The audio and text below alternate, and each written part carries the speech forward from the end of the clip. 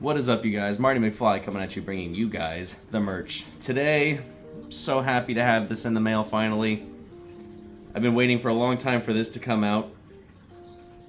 I still remember this as being one of my essential gateway to metalcore bands. Still remember when I picked this up when it first came out. This came out May 4, 2004 on Solid State Records. I still remember before the album even came out, they were putting this on the Music Choice channels, if you remember back on Bright House back in the day. And that was the first time I had ever had exposure to this band. And just recently the band announced that they repressed, or the first ever vinyl pressing of this album. I still remember buying it on CD. And this, of course, is Summer of Darkness by Demon Hunter. If you don't know who this is, a lot of people consider this to be one of the gateway bands for a lot of people for metalcore, Christian metal, whatever you want to call it. A lot of people will cite this as a gateway for them to get into heavy metal because of the raw ferociousness of Ryan Clark's screaming vocals paired with the beautiful, melancholic, somber singing vocals that he has in this band. And, you know, I would kind of agree, the same thing for me. I mean, this band really did change music for me. Before this came out, I was already listening to Killswitch Engage, I was listening to Devil Driver, I was listening to a couple different bands that were starting to really come up, but I really feel like this record changed a lot for me as far as heavy metal goes. So of course, it's incredible to finally have this. I used to always say I would love to have a vinyl pressing of this. I have the CD. I'm surprised it still works in the CD player, to be honest with you. I still remember buying this from Best Buy. I think back in the day it was $11 when this came out. I was at Best Buy for the entire day. I was just a kid, couldn't drive yet, but my parents dropped me off for the day, put this in the CD player, walked over to Barnes & Noble, and didn't stop playing it for, well, you know, basically throughout the rest of my life. Including right now. I mean, I still play this all the time. A lot of notable tracks on here, and we'll get to those here in a minute. I'd like to start just by pulling out this artwork because I've always wanted to say it'd be amazing to have this as a poster, just the artwork in general. Of course, we have the band here. Some of these guys are no longer in the band themselves, but of course we got Ryan Clark right at the front. Basically, him and his brother Don. Don's no longer in the band.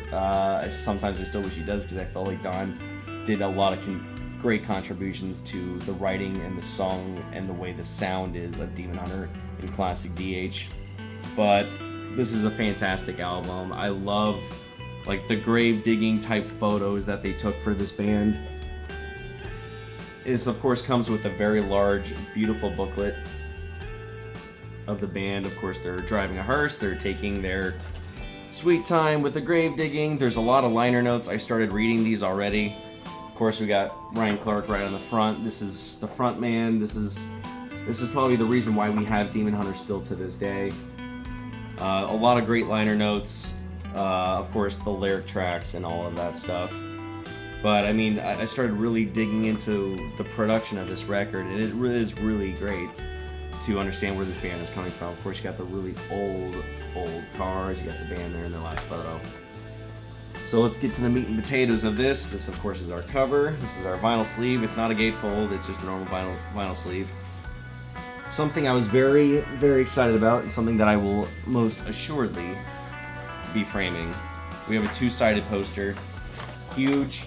You got the one of the band, and then the real reason I wanted this poster is this right here. We got the oversized artwork of the Summer of Darkness cover art, and I love this photo. This is what I think of when I think of Demon Hunter. I think of this with the roses. I mean, absolutely incredible. This will set you back a little bit, but if you're a Demon Hunter fan and this album meant a lot to you like it did to me, I think this was well worth it.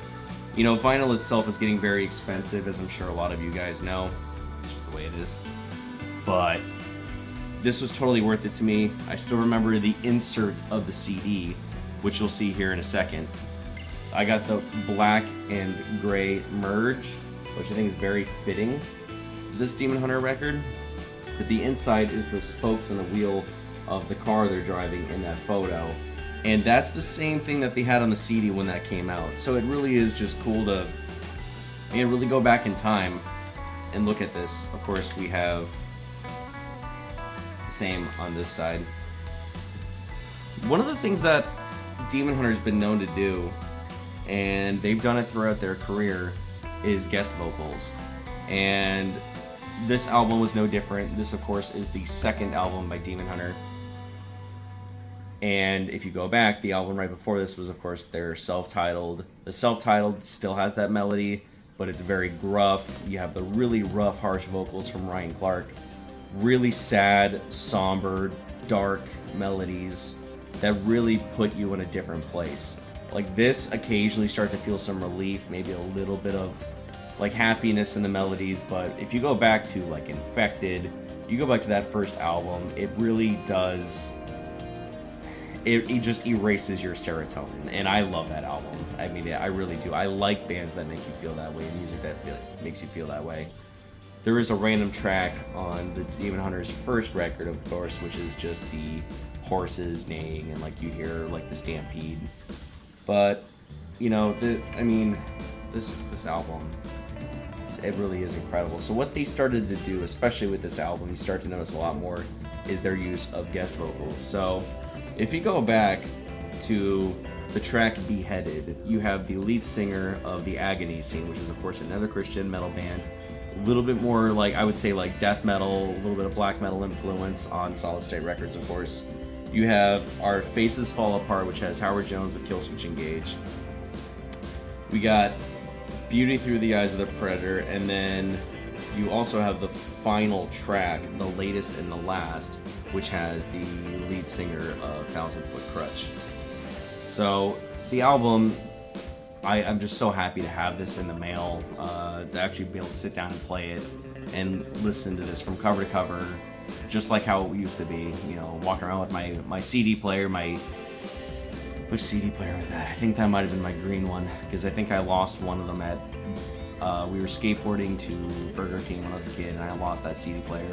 Broke the next one because I fell off my bike, and then finally ended up with my green CD player, and I think that's the one I had. I did not have an iPod yet, guys. So there was a time you had to work for your music. You didn't have an iPod, didn't have a cell phone, you didn't have Spotify where they compress the sound to crap and it sounds like garbage. No, we had to work for it. You had to carry around your CDs everywhere, and I still have a couple of huge booklets with all my CDs in them. But I am just eternally happy to have this, especially to be able to just sit down and play it, really observe and admire the artwork. I can't wait to get this in a poster. So it's still on their website. I don't know if they still have the merge, which is of course the one I have, but they still had some left on their website. Please go check these guys out if you haven't before. These guys are a huge part of why we have metalcore today, especially Christian music itself in the heavy metal scene. These guys have been doing it for a long time. They still sound amazing. They just released a couple new singles in the last couple months. Both of them are incredible. One of them is like a throwback to good old Swedish melodic death metal. The most recent one is just a classic Demon Hunter ballad. Really sad, really dark. And you know, I mean, even on here, I mean, there is some songs like that. You know, I would say most people probably know Not Ready to Die, My Heartstrings Come Undone when they think of this album. But for me, you know, I mean, every song really is a journey in and of itself. But the songs that really, really dug me, and I mean, of course, Not Ready to Die was the very first time I had ever heard this album, and that was the one that changed Demon Hunter for me. Because before this, we just had Infected, which was on the Headbangers Ball CD. I think it was Volume 1 where we had Infected. But yeah, Not Ready to Die, My Heartstrings Come Undone, they actually played on the Resident Evil 2 movie soundtrack. And then, as we dig into this record a little bit more, I mean, the songs that really just dragged me in, because not a lot of bands were writing song structures the way I heard this. But we have Our Faces Fall Apart, Less Than Nothing, Summer of Darkness. Those three songs really changed the album for me. Beauty Through the Eyes of a Predator, we have from what it sounded like, was like female vocals to me in the chorus part of it. And then I Play Dead and Everything Was White, both incredible melodies that they wrote into their songs. There's a little bit of like a ballady side to I Play Dead, but then they bring out the heavy part inside of the chorus as well. and then the bridges. But then a lot of it is very ballad heavy.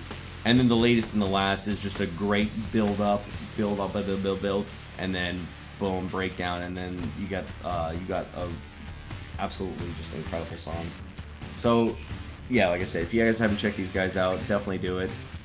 I just got back from the Stanley Cup. Panthers game 1. Panthers won 3-0. So excited, especially for a boy coming from Florida.